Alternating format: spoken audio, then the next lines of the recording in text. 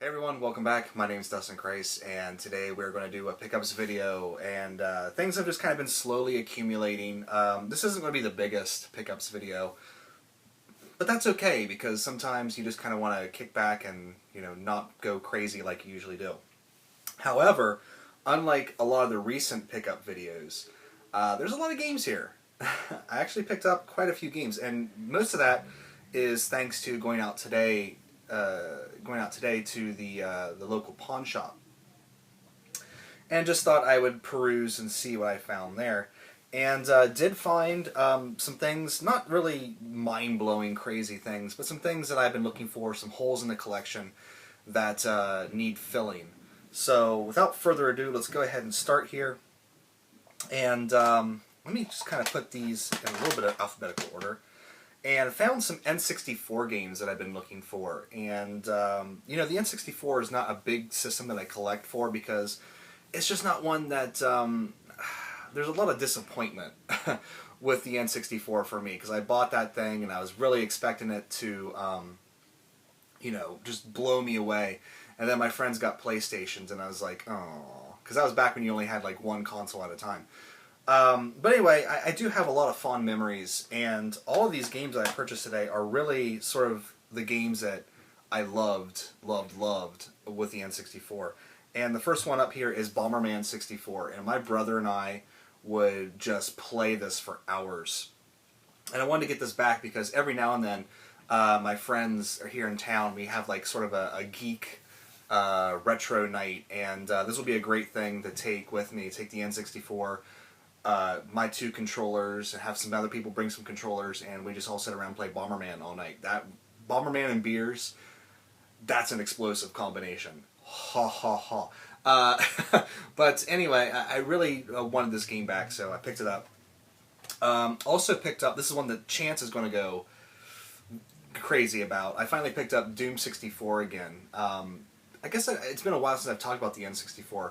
I had a lot of games for it way back in the day, and I traded them all in because I was like, I don't really care for this. But now I've been kind of slowly buying my collection back.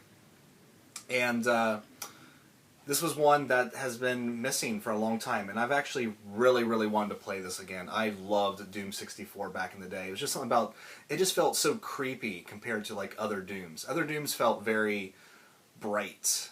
And for some reason when I played Doom 64, it just seemed like this was the creepiest out of all the Dooms, up until probably 3.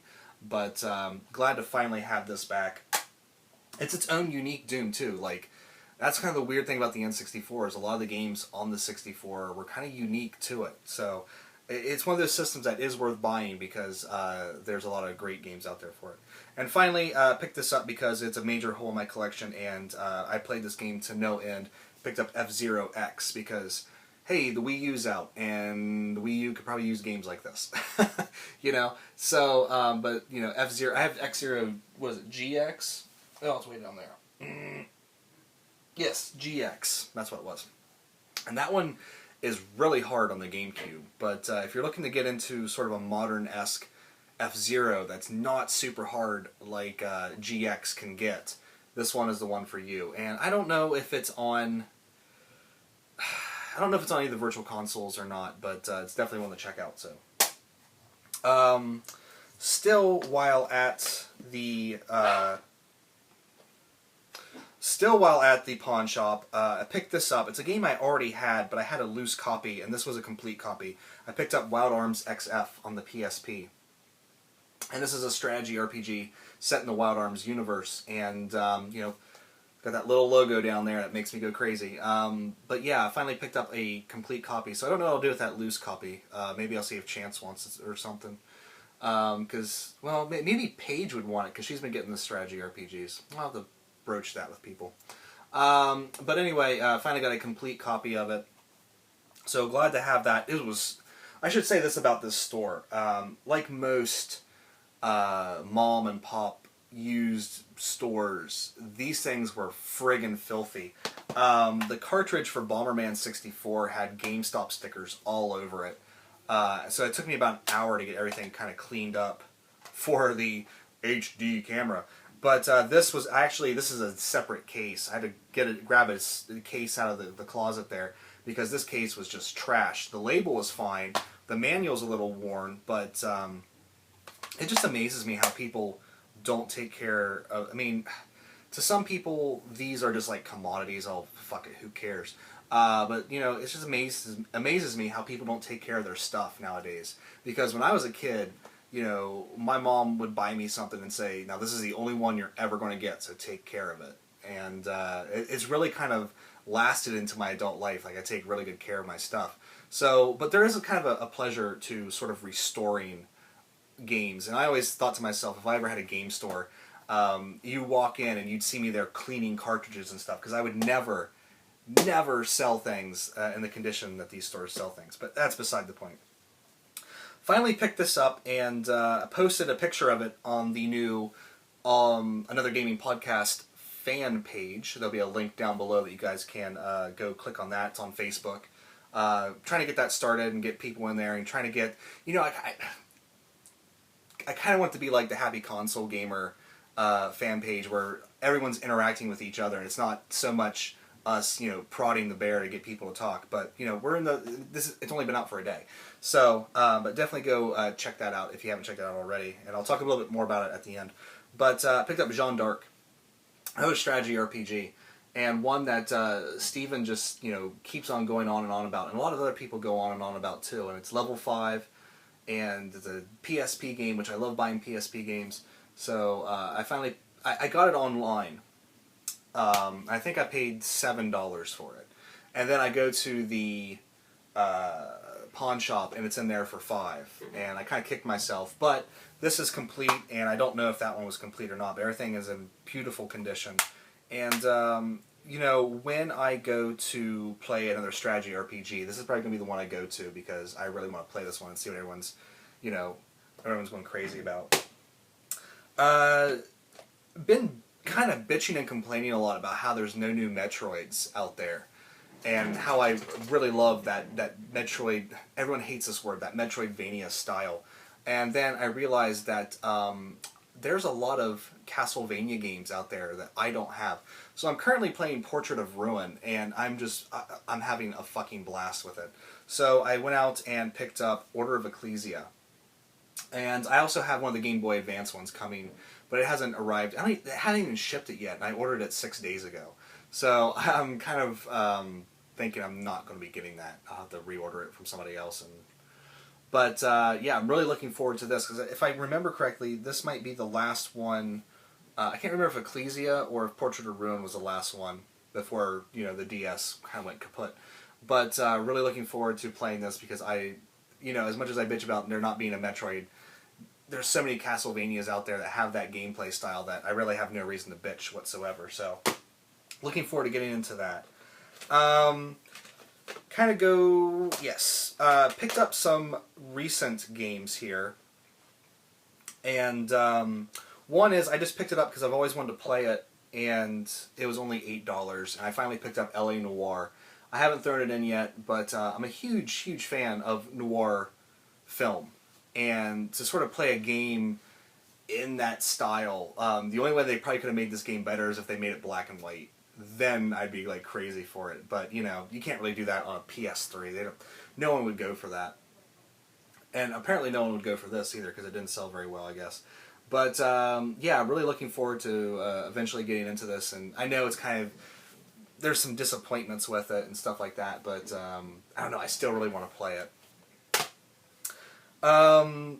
This is going to be weird because this is going to come out before the game discussion for the game I'm going to talk about.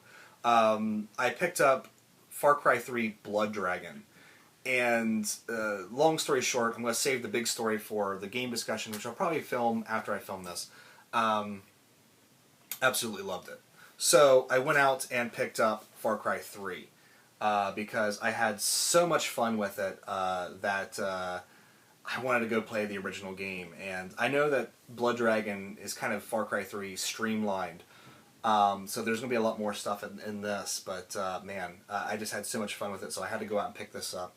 So looking forward to starting that probably sooner than later, because I had a lot of fun with Blood Dragon.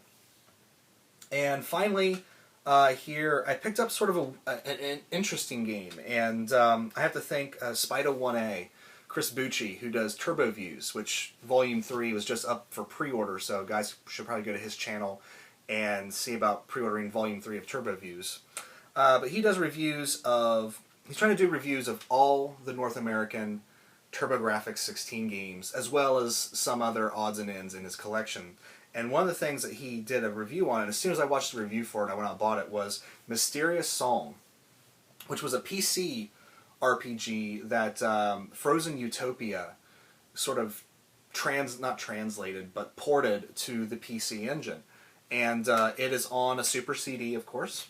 And this is a classic role-playing game. And you look on the back here, and this is not going to show up, but I'm going to do it anyway. It looks like an old school, like, Dragon Quest, Final Fantasy, and as soon as I was watching the video, I couldn't resist this. And I think it was 30 or 40 bucks. But, you know, I kind of want to get more into the homebrew scene and paying more attention to that kind of stuff, because, you know, whereas this got nowhere near the craziness that Pure Solar got. And I'm so glad I bought a copy of Pure Solar, even though they're getting ready to come out with the HD version on the Wii U, which I will probably download that to play it, because my Pure Solar is opened, but there's just something about, you know, every time you open or shove that cartridge in the, you know, the Genesis, it might not work. But yeah, I'm really looking forward to getting into this, and actually, I was thinking about throwing this in sooner than later, because I kind of want, I don't think there's a lot of reviews out there for this, and I kind of want to get a review out for this, because, or a discussion. I don't do reviews. But yeah, definitely look into this and see if it's something worth your while. If you're looking for a new old school RPG. Let's just go ahead and save the DVDs for last. Let's go ahead and go through the other odds and ends. Two pieces of music that I picked up. I picked up a copy of Henry Nielsen's Nielsen Schmielsen album. And that's hard for me to say for some reason. I can't Schmielsen. But you know, a lot of people have heard the songs off this. You know, Jump Into the Fire, Coconut, Without You. Yeah. But I don't know, I was watching a doc. It's funny because both of these albums I purchased were from watching Netflix documentaries on the artists. But I've always liked Henry Nielsen's Jump Into the Fire, because LCD Sound System always did it. But this is a really great album if you're looking for something, you know, from the, what was it, 71. You know, a good 70s album, here you go. And another good 70s album that I picked up, I watched a documentary called A Band Called Death on Netflix. And it's this really crazy story about these three African-American brothers living in Detroit that decided to start a rock band, which is crazy kind of in and of itself, because at that point in time in the 70s, it was all kind of Motown and things like that. But no, they wanted to rock out. So they started this band, and essentially, you could argue, I mean, you can't really, it's hard to say. Basically, they were punk rock before punk rock even existed. You can't really say that they started the genre, because they didn't really get any airplay, or they didn't really get noticed until like 2009, which is a crazy story. The movie's crazy, you have to watch it. But it's crazy when you listen to this album. It's 7 songs. What the hell's the name of it? Bear with me. Bear with me. For the Whole World to See by Death. And there's the album cover on my iPhone. It's crazy to listen to it because it's so fucking good. It's so fucking good. And they went to these record labels, and all the record labels wouldn't sign them because the band's name was called Death. Which they actually had a really good reason for calling it Death. And it kind of a really... when you hear the band name Death, you think, oh, they're going to be like doom and gloom. But they actually, it was kind of like, you know, death is just another thing we go through. You know, it was trying not to make a big deal about death. But a really great album. And it's crazy how they just, for 30 years, like nothing happened. And then all of a sudden, people started noticing this like little 45-inch that they put out like years ago going for $800 and wondering, well, what's this band all about? Anyway, continuing on, sort of a random item I picked up. I love buying the keepsake ornaments of the Star Trek ships when it's a ship that I care about, and this year was the Kelvin. So I picked it up, and every year I get more and more impressed with these things. So much so that, like, now looking at the Kelvin with its light up, you know, how good the paint job is, how solidly constructed it is. Because I have the 2009 Enterprise up there, and that thing is flimsy as fuck. This thing took a full-on drop on a linoleum floor and it's still perfectly fine. But just the detailing and how they're finally getting these things right, it really makes me want them to go back and redo the old ships they've already done. Because, I mean, this thing is just gorgeous. And I always thought the Kelvin was kind of a weird design, but now, you know, that I have a physical model of it in my hand, I'm kind of looking at it from all the different angles. It is actually a really well-designed ship, so I had to pick that up. And finally here, let's go through the Blu-rays and the DVDs. We'll start with the Blu-rays. Picked this up at the pawn shop. Finally picked up Final Fantasy: The Spirits Within on Blu-ray. Absolutely love this movie and wanted to have it in high definition. Picked these next two movies up on the same day. Picked up Elysium, which I am never going to miss another Neil Blomkamp film in the theaters again. This guy is probably one of my favorite directors working. He also did District 9, and I absolutely love this film. It was so much just awesome packed into. I mean, you can kind of punch holes in the storyline if you want to. Who cares? You can punch holes in everything. But I don't know, just from start to finish, I absolutely love this film. Picked this up for $5 because they had it on sale. Big Trouble in Little China on Blu-ray, and this is now on Netflix. If you've never seen this film, definitely watch it. Probably one of the most quotable '80s movies ever made. I think my favorite line from it is, I can't remember the exact scene, but this guy just pisses off Kurt Russell, and he just goes, "Son of a bitch must pay." And for some reason, that line has always been my favorite line in this entire movie. So it was a lot of fun to sit back and watch this again. And this is a movie, next one is a movie that kind of got beat up. And I felt very unfairly. I absolutely loved this movie. I thought it was great from start to finish. That is Kick-Ass 2. And, you know, they're trying to tell a more realistic superhero story in this. I mean, there is flights of fantasy, of course. But a more realistic, approach to a superhero movie. And in that case, I really think this movie did everything right.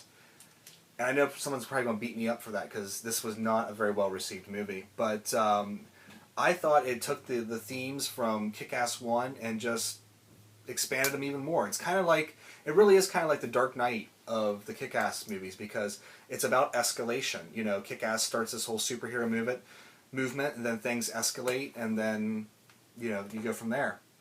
So I really hope they make a Kick-Ass 3 and complete the trilogy because I really love this universe and I love these characters. So picked this up at the pawn shop today for $3, and I don't know if this is any good or not, but the name stuck out to me, and that is Spriggan, an anime on DVD, of course, and I heard Johnny Millennium talk a lot about Spriggan multiple times. So when I saw it there for $3, I thought to myself, I'll give it a shot for $3. And maybe this isn't because sometimes they release a movie back in the '80s and then like in the 2000s they do a new version and it's supposed to be better. And the only date I can find on this is 2001.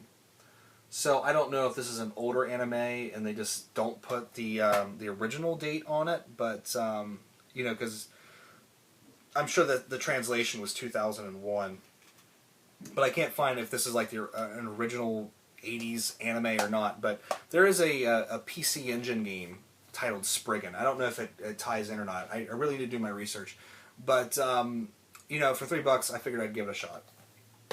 And finally, sort of the big ticket item here is a box of ridiculousness, but a box of awesome ridiculousness.